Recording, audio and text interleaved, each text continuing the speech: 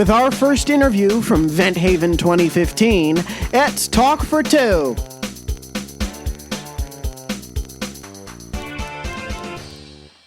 Hey everyone, Matt Bailey back with you again today. A quick shout out, as I always do at the top, to our season sponsors, Axtel Expressions and the Tangent Bound Network. Hear more about them at the end of the show. Now, as I said last week, I want to say it again because we're starting this week with the interviews I got while there. I had a fantastic time at Vent Haven. It really is. I sit behind a computer screen and I interact with you. I comment on your stuff. You message me, you email me, but it's awesome to get to see those of you that listen and those of you that made it this year. And to those of you who didn't, make sure you go for the 40th anniversary. I'm telling you, they're already booking incredible talent. I've heard. I don't know who they have, and I can tell you that a lot of my friends on Facebook and a lot of you guys I see posting that you're already planning your trip to make it for the very special 40th anniversary convention. My prediction is we're going to be in the high 600s next year. I mean, this is a really, really big milestone. I don't want to jinx anything for Mark, but I just got to call it as I see it and give a little bit of a forecast, and I hope that's the case. Now, this year, between helping out Tom Crowell, Ken Groves, and Mark Wade, and Thing 1 and Thing 2 car backstage, I attended the lectures and performed on the general open mic. I was able to find time to get several interviews in for the podcast. And I want to thank my good friend Chris Ortiz for helping out with most of them. He kept me on schedule during what proved to be a crazy week. It really was insane. And our first guest from the convention is the incredibly talented and funny Lynn Terfzger-Joy. I love that her second last name is Joy, because that certainly is what she provides to people all over the country, all over the world. And that's why she's hard to pin down any other time of the year. I mean, she's one of Disney Cruise Line's go-to entertainers, and she tours theaters and other venues across the country, bringing joy to hundreds of thousands and thousands and hundreds of families. I don't even know if there is a number for how many people have enjoyed her comedy, and I know I have. And you all know her characters. I know you love her. Chloe, the hysterically precocious 4-year-old. I'm this old. I'm this much. I can't do it. Sorry, Lynn. I'm doing you a disservice by even trying. And Camelot, the camel. I won't even try to do his voice. I should love Chloe. She knows I love Chloe. I would start the Chloe fan club. That character, that's one of my favorite characters in all of ventriloquism. So here now to talk about creating her own world of wonder, our interview with Lynn Terfzger-Joy. One of the most talented ventriloquists on the planet. Oh, stop. I guarantee you, Stop. You have seen her on a cruise or in a theater somewhere. Lynn Terfzger-Joy, welcome. Thank you. Welcome back. Yes, we did this last year. Yeah, but I lost the file. Yeah, so we got to do it again. Yes. So let's start at the beginning again. How did you get started in Vent? How did I get started? I got my first puppet at the age of 9. I received a little Simon Says dummy for Christmas, and I asked for one. I didn't know what a ventriloquist was, but I thought it looked pretty cool in the catalog. And I received it. I picked it up very quickly. I taught myself, and my parents said I grow out of it. And then when I was 10, I started doing shows. Wow. At the age of 10. What kind of shows? Well, my parents aren't stage parents at all. But we have a friend who's a square dance caller. They have a friend of theirs who's a square dance caller, did square dancing. So he saw me play around with it once, and he said, tell my parents, like, well, she's really talented. I'll make up a little routine, and I'll take her to my square dances, and she could do shows during the intermissions. So that's how I started. Yeah. I would go to these little square dances and sing songs and tell cowboy jokes. Yeah. Did you put it away in high school like so many? I kept it quiet. I always, this is all I did. Well, other than babysit and had to have a paper out. But, so those are like other paying jobs. But no, all I did was, I just did shows. Yeah. So in high school, I was traveling, doing a lot of banquets and things like that, traveling tri-state. I'm in Ohio. And, but I didn't tell, a lot of people didn't know. But then they saw me, on local TV, and I was in the paper, and that's when they kind of found out. It was probably my second year of high school, my sophomore year.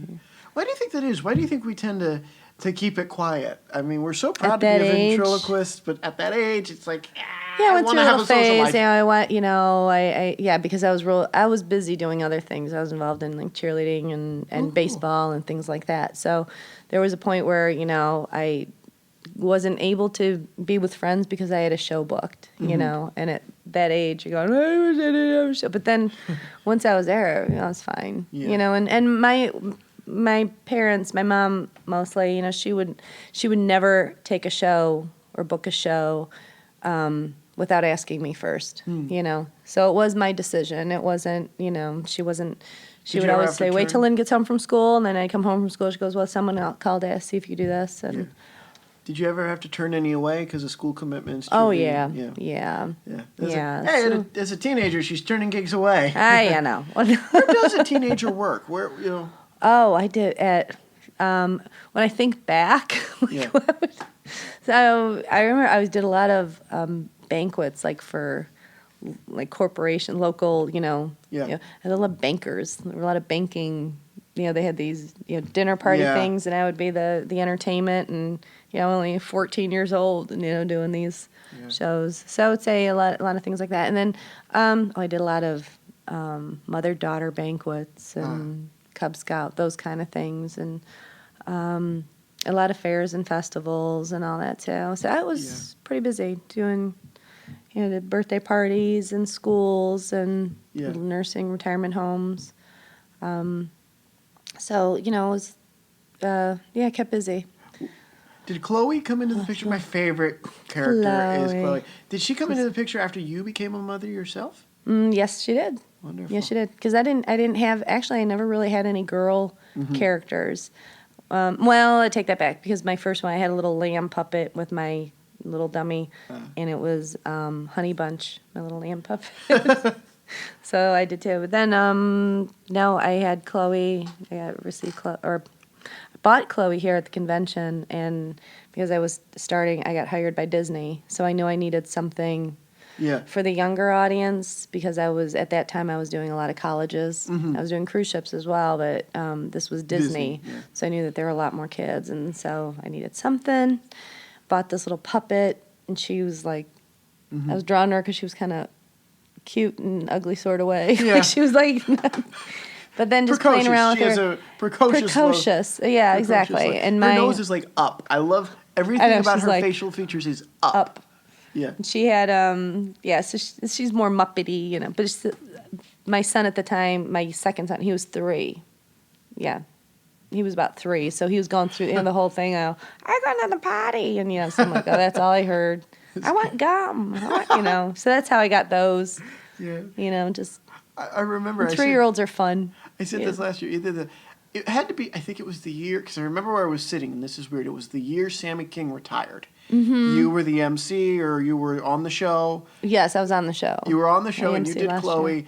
Now, halfway through the thing, I was not in my chair anymore. Aww. I mean, I was just crying from laughter. I like that character because little kids can relate to her because she's silly, you know, but parents relate to her because they've been through it, you know, or they see it, you know, she'll say things that are meant for adults to get. You know, kids don't get it, but adults do. Yeah. You know, so a lot of her lines come from my kids. Yes. You know. Yeah, and when you talked about today, there was a panel today on being original with your characters, and you were the moderator. I was. That's cool. I want a moderator gig one year. That's a. You should. I know. I do the thing. I know. But no, perfect person to moderate it though. You were. Thank you. And you mentioned that Camelot, your camel, is the character that you're sort of most proud of. I think was the way the question was formed. I think who is like the most unique. Yeah, and I would say my camel. Why a camel? Camelot. Because I don't see any other camel puppets out there. Yeah.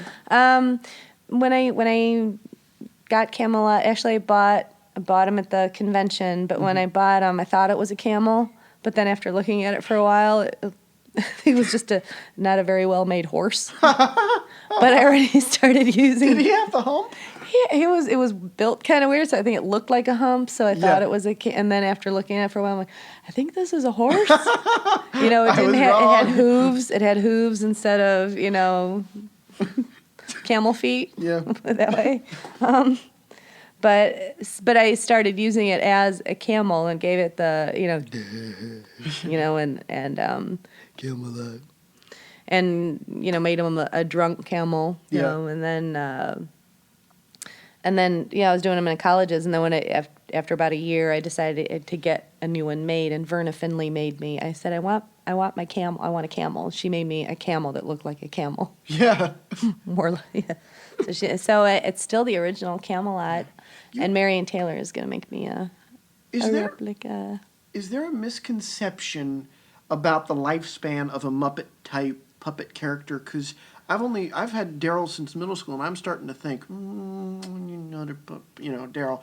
I got him from Jet, and Jet's just, her artistry has grown so much since my second convention, or my first convention when I got him, and I'm thinking it's time, but he still holds up.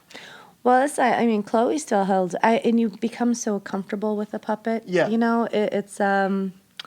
It's like a well-worn pair of jeans, your favorite pair of jeans. You don't want to buy a new pair because that one's just so comfortable and might look a little ratty. Actually, I was talking to Puppet Planet, and Michelle's going to she'll make me a new Chloe. Yeah. Because her style, that is similar to how Chloe is, And Marion Taylor's will make me a new camel. Great. Camelot. But, and I handed her to Michelle. I was like, oh, this is Chloe. And she was, and Chloe looks well worn. You know, she is. She's worn. And they only last so long. But you take care of them as best you can. Yes, in the tote bag. In the tote bag. Yeah, right now. I think if I remember from seeing you get her out, she's in something in the tote bag. I keep her in a pillowcase. Yes. Fold her up so much in a pillowcase, and then just to keep her clean. That's nice.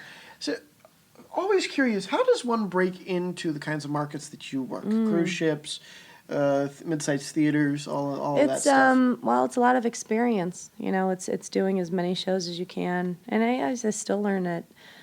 At everyone that I do. I was how many years ago? 28 years ago.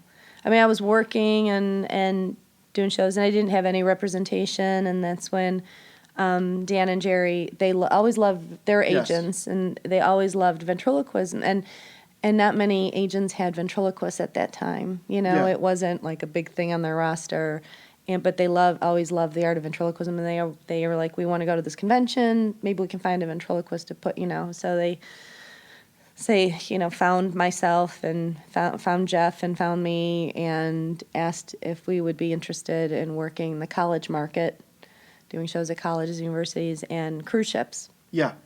Because they were established in the college market and at the time. And so I was at that age, I was, 19, 20 years old. And wow. Yeah, and I I feel behind the 8 ball. No, I was going to college. I was going to school, and I was putting myself through school. So I said, well, I'll take a year off. It was a big decision. I'm like, I'll take a year off, and I'll travel. I'll try the cruise ships. It's a way to see the world. I'll try all that. And then things kind of took off. And you never went back? No, never went back. What were you studying? That was elementary education. Oh, nice. Yeah. In hindsight, I'm like, I wish I had my degree, because it would be, but I could never, take back what I've done. I'm so happy with, all the experiences I've had, and people I've met, and places I've been to. Yeah. Been very fortunate. Yeah. It's really cool. I love people that do it professionally. I want to eventually do it professionally. I want to get. Yeah. I'm in New York, so I get to. You can get lots of practice time. Yeah, lots of time. I think there's a contradiction. The biggest misconception, and it's the chicken and the egg sort of thing. You need your 10,000 hours, but you're not going to get your 10,000 hours until you get stage time, but you really don't get stage time until you're really, really good. So it's finding that that balance of being good enough to get the stage time to get better, and then going out and doing it. Right. Yeah, and it's just working wherever, as many different venues as you can, as many, and not everything's going to be the best, and you'll have bad audiences, you'll have bad situations, you'll have, bad shows, but everything's a learning experience, and you build on that, you know. And so, working the college market, it was great. I was there when I first started doing the colleges, their age. Yeah. You know, but it's also working in such certain situations too, or you're in a cafeteria. Yeah. You know, or any of those are doing 2 shows a day, and one's in the afternoon and one's in the evening, and Yeah. it was a learning experience. It was great. Yeah. You know, and I'll still do colleges. Although this time I'm like as old as their mom. Well, hey, that's material. Yeah, That's material. I know. No, come on. Well, I mean, your 15-year-old, he walked out of the 15. gym. I'm like, how is he only 15? He's 15. I know. He's tall. Yeah, he's tall. It's crazy. I think there's something I in the know, water here. That's why it's funny because my son Jack is 15 today, and he his first convention, I brought him. He was 9 days old. Wow. 9 days old. And you didn't want to miss the convention for nothing. no, I did know. you? I think I was just bored. I'm like, I'll go, you know. And then the next year I had Kyle, and he was 4 days old. And then like the year after that, I brought Ryan, who was like 4 months old. So they were like real. Yeah. That's why everybody makes fun of how many kids I have, because I think just because every year it was I had a different baby, you know. And then I had twins, and I brought them, but they haven't been here since they were, Yeah, since they were that little? Yeah, since they were. Is your youngest here? The twins will be here. Oh, cool. Yeah, my husband's coming down, with them. Nice. So this is, whole new, they're like, what's a convention? Yeah. I was like, well, you know what I do? And they go, what, your puppet thing? I was like, yeah, it's a bunch of people like me. I'm like, oh, no. They're going, oh, okay. Well, So it'll be interesting because, they see me perform, but I don't think they see many other ventriloquists perform. You say your husband's bringing your twins down. Because of Double Talk tomorrow. Yes, because I'll be in Double Talk. You excited? Yeah. Madam Headliner. Should be fun. It should be fun. Hope we get a decent crowd. It's family audience, family show. It's going to be fun to work with, everybody on there. I'm so sorry I'm going to miss it. Sunday's our drive home day. I know. Well, that's how it is for a lot of people at the convention, I wish they wouldn't too. do that. I wish. Here's my thought. Mark, listen. Cancel your Saturday night activities, your Saturday night show, and do Double Talk as the final show open to the public on the Saturday. That way those of us that have to drive Sunday and get up to work on Monday can come. I think it's just, because years ago, conventions ago, when we were at the Drawbridge, the Saturday night show was the big show, and it was in London Hall, and, you'd get 1,000 people in there because it was open to the public. Yeah. And then it just became, too difficult so then we decided to close it just to the ventriloquist only for Saturday night. Well, the community they were so used to coming to these shows, they started calling, when's the show this year? When's the show? And then thank goodness for Tom Ladshaw, who decided, let's put together Double Talk. He did it. First Double Talk was like mid-year. It was after the convention. It was like between and he did that one. Was that September of 13? Yeah. Ron Lucas did. Yeah. I think it was. Yeah, it was Ron Lucas did it, and then we decided to tag it on to the end of the convention for the people who can stay, but mostly for the community because they know what's going on right now. Yeah. They know that the convention's going on right now, so. It makes sense. The puppet people are in town. Yeah, they're in town, and so this is it's for the vent community, but we know a lot of people leave, but it's mostly a lot for for the community. I'm hoping one year if I come myself, we make a family vacation out of it too. And oh, do you? Yeah, I'm hoping if one year that I can come by myself, let's not talk about it. I love my family. I feel guilty because they're at Golden Corral right now. Oh, are they really? Yeah. So I was like, nope, I need to stay around and do interviews because I want to do this stuff. Because this is museum time and it's easiest. So, but anyway, if I could come one year by myself, I will go to Double Talk and then. I know. That's why. I've been the past few years, I've been coming here by myself. This is my thing, know, and there have been times, where I did bring the kids, and it was just, you had to bring sitters or my mom or whatever, and that was, they were too little. They didn't, understand it much. And then, so it's nice. Right now I have my two boys, and then my husband's coming down with the other 3. But the boys, they're checking out shows and swimming and. Nice. And they're just kind of hanging out, and they're old enough to kind of do things on their own. Do their own thing. Mm-hmm. Well, let's wrap this up. I have 2 final questions for you, being at the convention. Yes. What does a pro like yourself learn at this convention? Oh, always learning.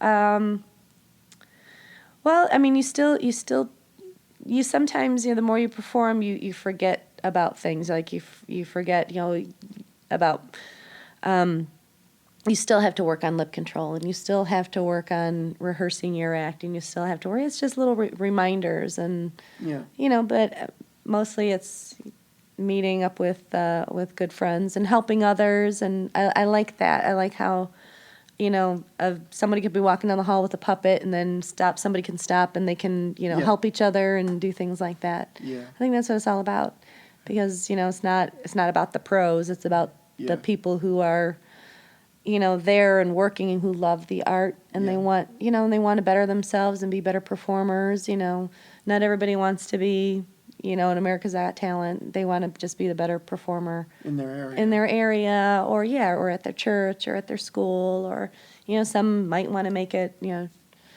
bigger and doing this as their full-time career. And, absolutely. But that's why we're all here. And, we were talking earlier, all the young vents, and I love the intergenerational thing that happens here. It's wonderful. What do you want to see from the generation events coming up? Well, we're always watching, we always, see there are a few who really stand out, and you can tell. You're like, oh, there's a future there. There's some real talent, if they keep up with it, they still love it, and they still, then we're like, that's going to be the next board of advisors. They're going to be the ones, because I know we were talking about the other day. When I was younger, my first convention, I was about 12, and coming in and going to the coffee shop with my mom and seeing Chaucers, yes, and seeing like Johnny Main and Mark Wade and John Arvidas and Al Seamock, and all these guys were sitting around a table just all talking. And I remember telling my mom, says, someday I'll talk to them. Someday, because those are the pros. Those are the ones that we all looked up to. And and then I got to a point, where doing it professionally, and I became, part of the advisory board, and it's humbling. It's nice when people say, that they look up to me now. People say your name like you said their name. Oh, well, that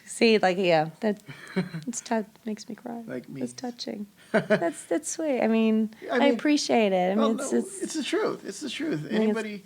Because it seems like it's the golden ticket to be a professional ventriloquist, Yeah. And the people that do it, it's just awe-inspiring. Oh, thank you. It's, and we owe a lot of it to, Jeff and Terry and Jay, Oh, yeah. the ones who are out there and making people more willing to see a ventriloquist and having more respect for what we do, Absolutely. And, I see more girls out there too, Yeah. So. Yeah, well, I wasn't going to touch on that one. What are they going to say? Fear for the sexism, but I want to see more women do it too. We do. I want to see more women, And so it's nice to see. There's some talented girls. Oh, yeah. Talented little girls. Hannah Laskoski?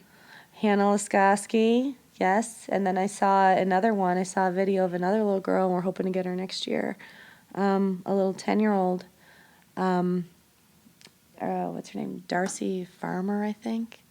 She's out of Oklahoma. Yeah. Wow. Amazing. So hopefully we can get her out next year. Nice.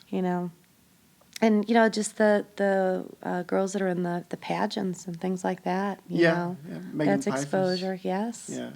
I was never a pageant person, but couldn't do that. Couldn't go that route. You're a cheerleader. How about talking pom poms? I was a cheerleader. All right. I played baseball. Lynn Terfzger-Joy, thank you so much. Thanks, Matt. This is fun. This is fun. Hey, Lynn, thank you so much if you're listening. I know you're probably not because I know you're so busy, but thank you so much. You were awesome. It was awesome to talk to you. Thanks for just giving us your story. I wish you all the best, continued success, and I love that you make a living from it. Now, to our listeners, just so you know, this isn't going to be several weeks of the same thing. I'll be posting these in-person Vent Haven chats sporadically with the rest of the podcast schedule. I swear, even with doubling up as I have to do with some of these, we would be into the middle of October, end of October, going into Halloween before we were even done with these. That's how much I got. So I want to make them sporadic, and it gives it some variety. I think that's the way to go. And actually, next week we're not going back to the convention. Next week, it's a double episode week, and the topic is political correctness. Now, first, on Monday, Mike Palma joins us to talk about the kind of comedy he performs in Florida comedy clubs, along with his figure making. You all know Ventriloquist Workshop, and actually, Ventriloquist Workshop was where I posted the very first episode of the podcast over 2 years ago. I'm old. And then on Tuesday, we get politically incorrect with the hysterical corporate and casino performers Williams and Rhee, a.k.a. the Indian and the white guy. I have never seen an in-person dynamic like this. It's I love it. I love what they do. Next week is not for the family entertainers that listen. Ooh, there'll be some bleeps. And plus, they surprised me with their podcast producer, because talking about those bleeps, they do a podcast called Red, White, and Slightly Blue, and it's Dana Williams of the Grammy-winning band Diamond Rio, a Grand Ole Opry member on Talk for Two. Y'all know I'm excited for this. But be forewarned, like I said, strong language, suggestive jokes. I mean, Cosby isn't even off limits on this one. And y'all know I'm not a fan of language. Y'all know that I try to avoid it. But we're talking about politically incorrectness, and we're talking about acts that kind of push boundaries, and I think there's an exception to every rule, even on a podcast like this one. And I'm so glad that this comedy team and this member of this fantastic band are the exception to that rule. I don't listen if it violates your sensitivities. Don't blame me. We will have another warning on Mike's episode next week, and even on the episode art, it'll say explicit content warning. So don't blame me if you listen and you hear some stuff that you don't like. But I think the conversation is still absolutely of value about being politically incorrect, about the state of what's being restricted with comedy, and why this team chose to go the Indian and the white guy route. And it's really interesting. I can't, like I said, there's an exception to every rule, and I can't stress enough that, if I'm comfortable putting something so risque and blue, red, white, and slightly blue out, I think the conversation is worthwhile. I don't want you to run scared from the conversation if you can just accept that we know it's language and we're all adults and move on. So, all right. But that is Tuesday. In the meantime, head over to Talk for 4, that's talk number 4, spell out 2.com for even more Talk for 2. And check out some of the awesome stuff we have for you in the Talk Shop. We are now shipping our new DVD, Ventriloquism for Comedy Clubs. That's with Pete Michaels. If you want to work comedy clubs as an event, get this. Pete shares some incredible insights. We sold a ton of them at convention, and I'm so glad that we did. Get yours, get yours, get yours, get yours. And we have the official podcast t-shirt. Very first, go ahead, take a look at that. I posted some pictures of it. We're taking orders for it. I don't know how many orders I need before I can run off an order with the people who make the t-shirts. So just sit tight on that one, but order it and we'll get it out to you. I'll get your sizes and we'll do all of that. All right. Tell the world you talk for two with the Talk for Two t-shirt. And again, thank you to our season sponsors, the Tangent Bound Network. Who are they? They are our servers. And to our season entertainment sponsors, Axtel Expressions. You all know Steve Axtel creates some of the coolest characters available. Head over to axtel.com and check it out. One more word on Tangent Bound. They are the reason that all 70 episodes are available on Talk number 4, spell out 2.com. iTunes is glitching, or iTunes is reconfiguring things to where only the most recent 20 episodes are available on there. So just make sure, if you want to hear everything, all 80 some odd episodes now, go over to our website and reach out by emailing talkfortwocast@gmail.com, and find our group on Facebook, or like us on Facebook by searching Talk FORTWO All right? Now, tweet us and about us using @ and hashtag Talk4Two. Again, spell it all out. The website is the only one with the number. Signing off for Talk4Two, I'm Matt Bailey, reminding all you vents out there to keep talking for two.